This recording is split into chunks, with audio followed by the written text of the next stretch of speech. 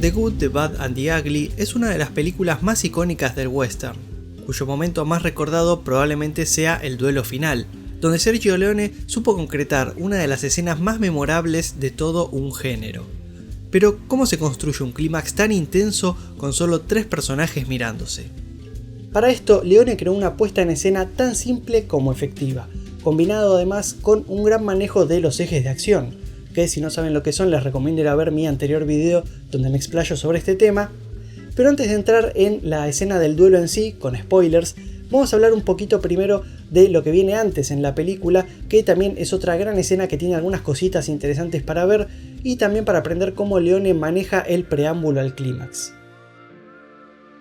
Cuando Tuco está en el cementerio buscando la tumba que contiene el oro que los protagonistas rastrean a lo largo de la película, hay un trabajo de cámara centrado en ilustrar la desorientación del personaje.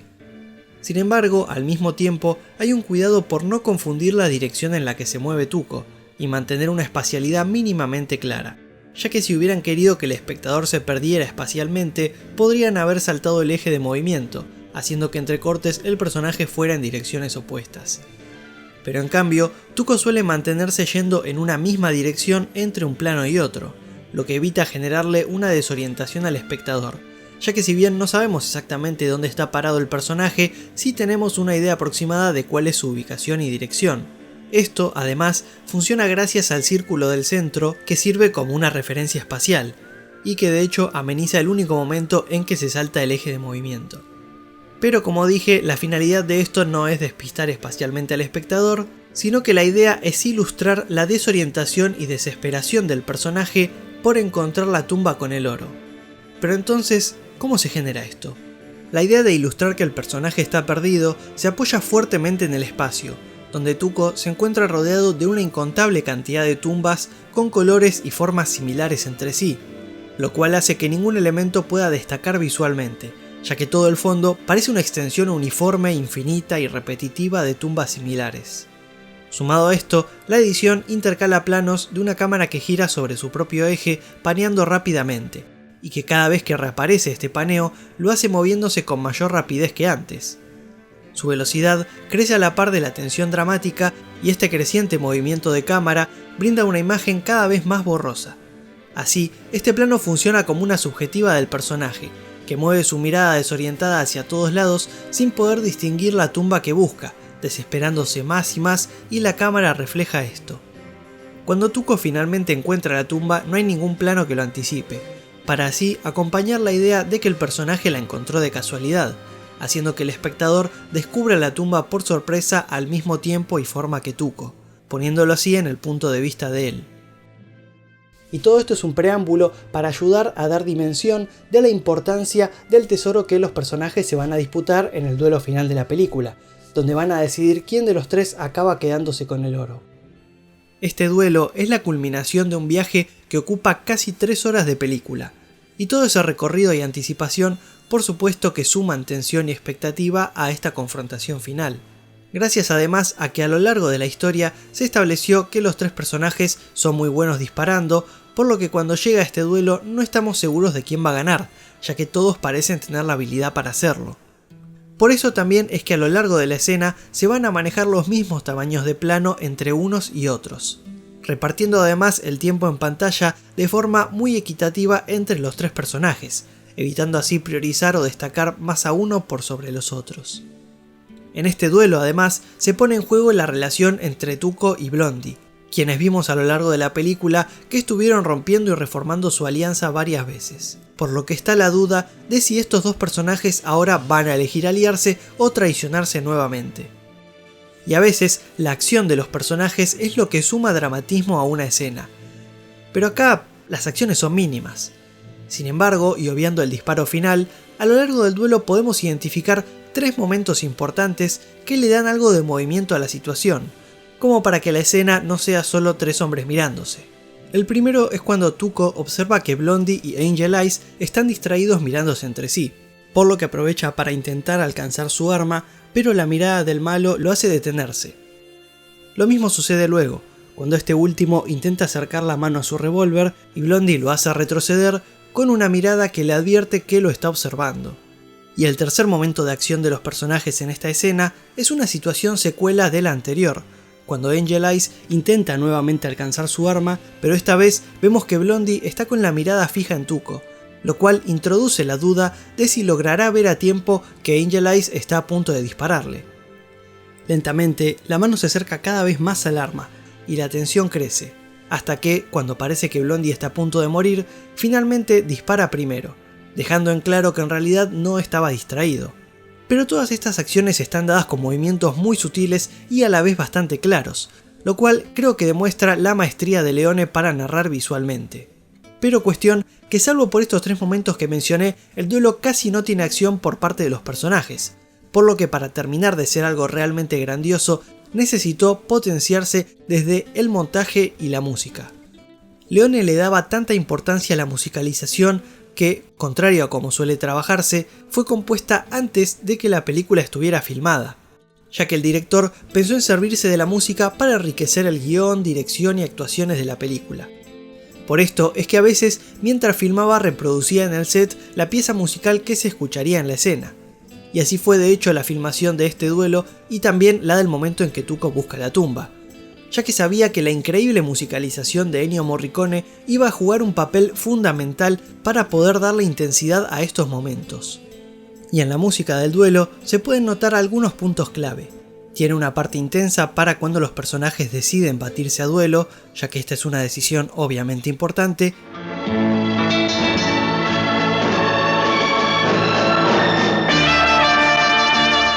Y luego la música se vuelve más tranquila cuando los personajes ya están en sus posiciones y empiezan a medirse. Es el punto en el que la banda sonora baja para a partir de ahí poder ir subiendo, reflejando así la creciente tensión entre los personajes.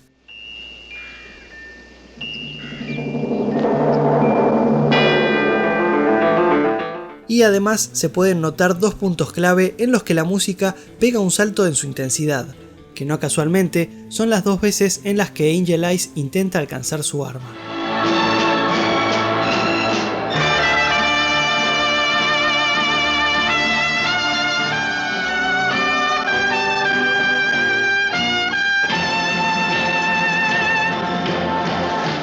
Y el otro elemento del que la película se vale para potenciar esta escena es el montaje, acompañado por supuesto por las puestas de cámara. Así que vamos a ver ahora cómo está planteado esto a lo largo de la escena. Una vez que los personajes deciden batirse a duelo, la película empieza a narrar lo que se viene.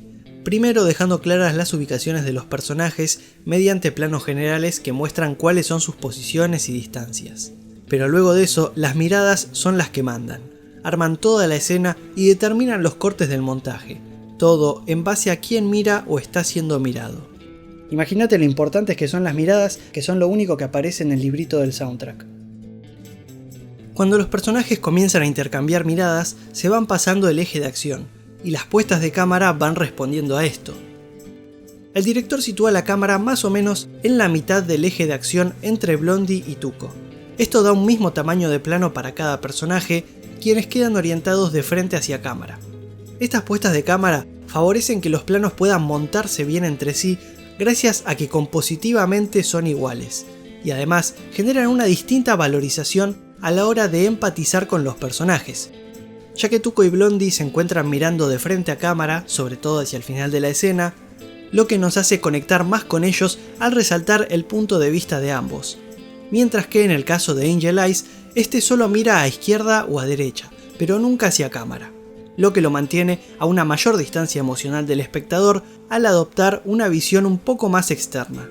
Pero además estos planos tienen la posibilidad de cumplir una doble función, haciendo que una misma puesta de cámara pueda servir como un plano de un personaje que está mirando a otro, pero que también pueda funcionar como un plano de un personaje que está siendo mirado, dependiendo de cómo el montaje maneje las direcciones de mirada. Y por supuesto que también hay relaciones entre las miradas y las armas, ya sea porque un personaje está mirando el arma o porque no lo está haciendo. Esto logra que todos los planos estén relacionados y todos los cortes se justifiquen de alguna manera.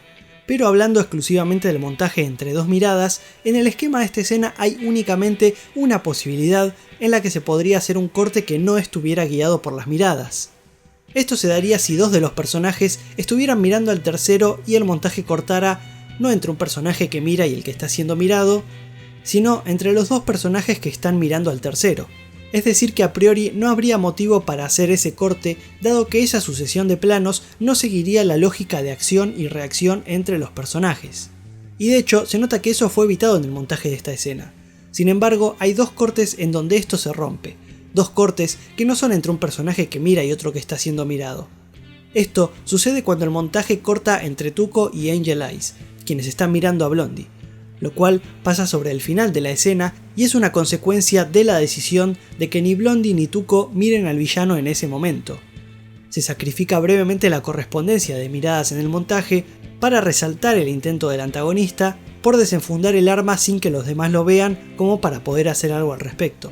Así la escena va y viene entre los tres posibles ejes de acción que hay entre los personajes, y a medida que se acerca el final del duelo parece que Angel Eyes va a matar a Blondie.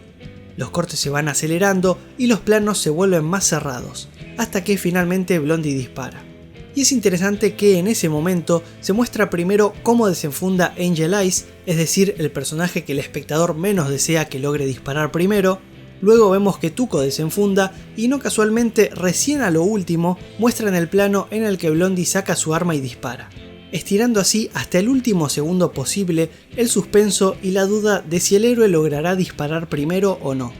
Apenas luego del disparo, cuando se resuelve el conflicto y la tensión se disipa, es que el montaje corta a un plano abierto para descomprimir, acompañando esta liberación dramática que traía una tensión acumulada y que contrasta con los planos cerrados que se venían usando. Y nos enteramos que Blondie había descargado el arma de su compañero.